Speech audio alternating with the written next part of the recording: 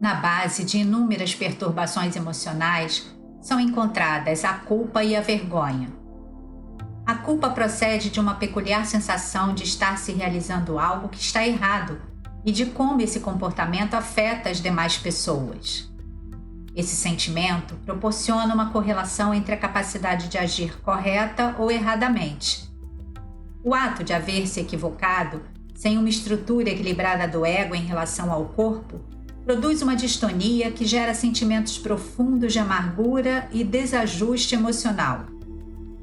Ao livre-arbítrio, cabe o mistério de examinar e discernir o que se deve e se pode fazer, daquilo que se pode, mas não se deve, ou se deve, porém não se pode realizar. Ao errar, atormenta-se todo aquele que não possui resistências psicológicas para considerar a própria fragilidade, dispondo-se a novo cometimento reparador.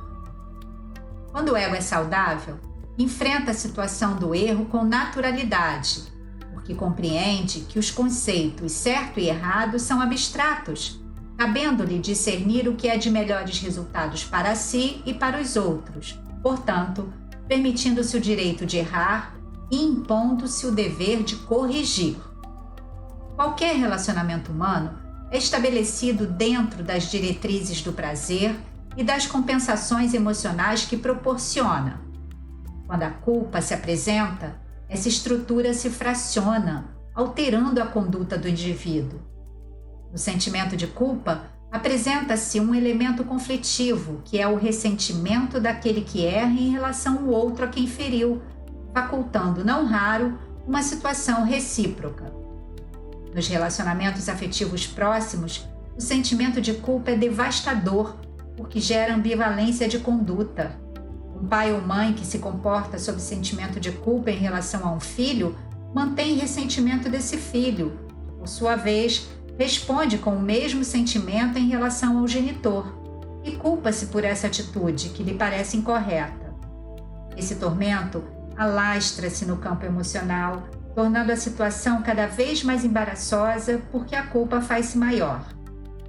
Invariavelmente, no ódio, no ressentimento, no ciúme, o paciente se sente aprisionado no agente da sua reação, o sentimento de culpa, que procura dissimular através de acusações contínuas em relação ao outro.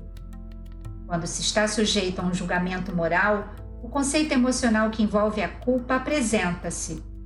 Quando esse julgamento é oposto, portanto, negativo, a culpa toma vulto. Por outro lado, se é positivo, tem-se a sensação de encontrar-se sempre certo, que é perigoso, já que o erro faz parte do processo de aprendizagem e de crescimento intelectual e moral. É graças ao conhecimento que esse sentimento se desenvolve.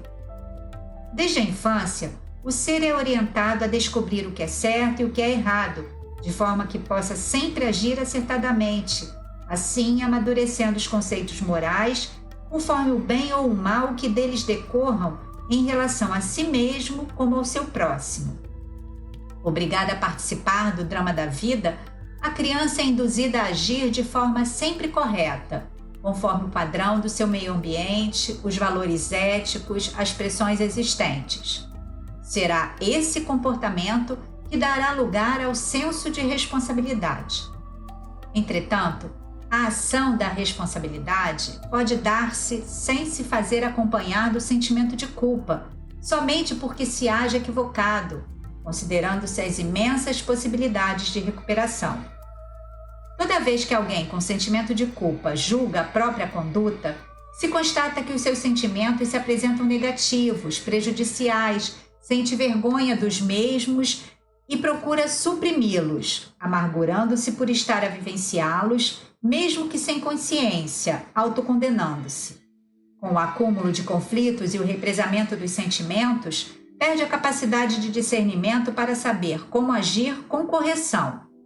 Nesse estado, a autoaceitação desaparece, dando lugar à repulsa por si mesmo, abrindo espaço para a tristeza, o medo e outros sentimentos perceptuais que são identificados pelo ego.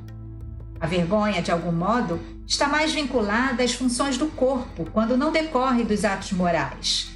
A herança antropológica permanece com destaque em muitas funções orgânicas, tais a alimentação e a eliminação, a aparência física, os movimentos.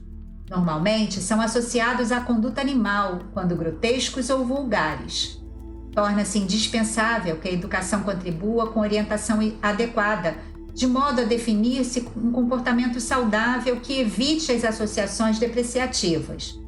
Não obstante, a sociedade não se estruturaria se não existissem esses sentimentos de culpa e de vergonha. De alguma forma, funcionam como árbitro de muitas ações, contribuindo para o despertar do discernimento.